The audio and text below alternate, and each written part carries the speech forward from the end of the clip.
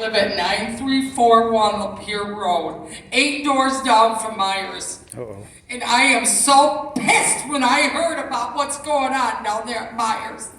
And it's going to continue if we don't do something about it. Me and my husband sit on our porch every day and we see more than a half dozen people walking past our house that we never seen before. So they're going all over. Who knows if they're going to Callis Lake? That's only a mile down the road. There's a lot of park back there with kids, all kinds of places they could hide back there. Does anybody go back there and check every couple of hours or anything like that?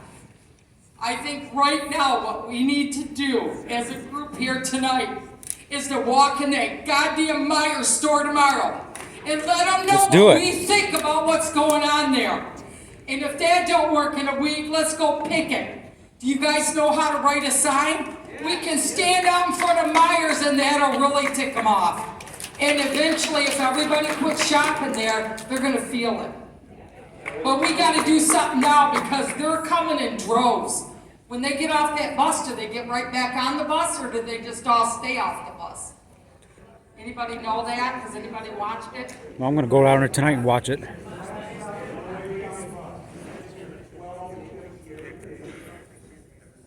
I never, 3 years I've lived in this town, ever thought we were going to deal with something like this. It just sickens me. I could throw up right now when I seen this on the agenda for tonight. I actually didn't believe it. I had to come and find out for myself. But if we don't act now, they're just going to keep coming, 30 at a time. And they're coming more, it sounds like, than once a week. 100 at a time. So we need to do something about it. And the first thing I'm going to do when Myers, tomorrow when I get up, I'm going down to Myers and I'm asking for the manager. And I'm going to scream it out. Do you know how many people, unless they come to this meeting or have Facebook, nobody in this town realizes what's going on? Nobody. And if we don't put up some havoc down there at Myers and let customers know about it, they're not going to know nothing. So we need to let them know tomorrow. I'm down. I'll be there.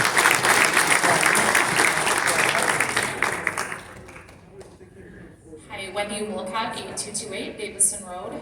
I wasn't going to speak tonight, but I noticed nobody brought this to anyone's attention.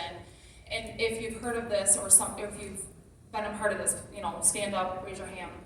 So, 2 reasons. One reason I'm here is my sister lives right across the street in Kearsley Creek, and my little niece and nephew live there. And when I say little, they're 16 and 18, but they're my little niece and nephew. So they walk over to Myers quite a lot, which bothers me. Another reason I'm here is because I run the group in Davison called the Pulse of Davison. And I noticed in my group, and then I blocked everything from it because it was going back and forth too much.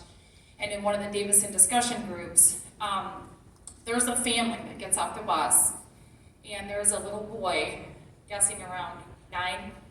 The mother doesn't speak, supposedly she can't speak English, and the son goes up to families and asks if you could please help us. My little sister needs formula and diapers.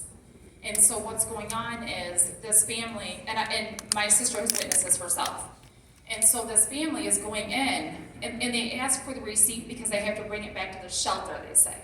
So a lot of families, when I was reading in this Davison discussion group, gave the receipt to them. Now some didn't at all, and they caught on to it and watched it. They're going in and they're getting the money for the diaper and the formulas, or the formula. They're coming out and they're getting back on this bus and leaving again. So I don't know if anybody here has been a part of that, witnessed it, heard it, but yeah. And so I feel like for the ones that haven't, I want you guys to know if you continue going to Meyer, be very careful because this is what's happening. And they're there twice a week. It's all over the state. It is the last stop. I'm not sure. I don't know. This is just what. But I read it in the Davison discussion, and many, many, many people stepped up and said that they gave this family money, and they're going in to get turning in the receipt and giving money back for it. So just be very careful. Thank you.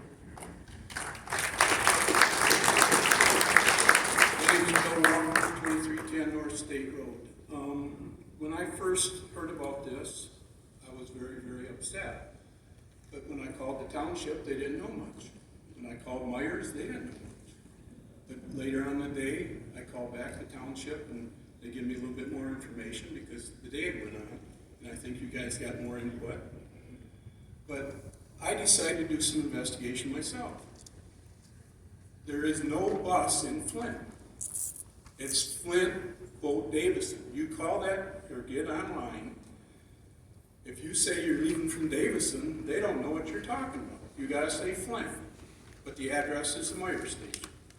So I checked how many buses left there. There's only one, 5 a.m.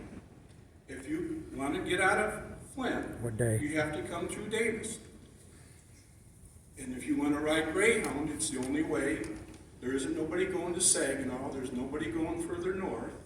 This is the last stop, and it gets, I think today it was early.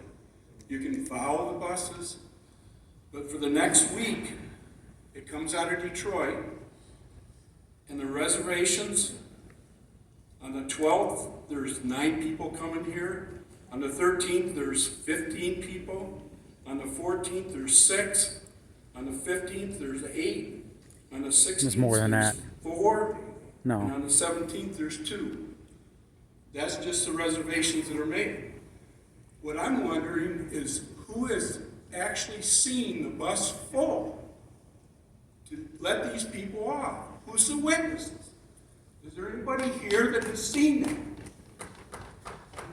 I don't want homeless people here either, but we can't get all excited about something that might not be happening. So I'm going to challenge the Are you board. freaking kidding me, dude? We need to find out within a week what the hell's going on. If they're not dropping people off here, if they're regular Greyhound riders coming from, I don't know, Texas. I wanted to see what it took to get to Las Vegas. 36 hours. You can do it. And from Las Vegas, you can come here.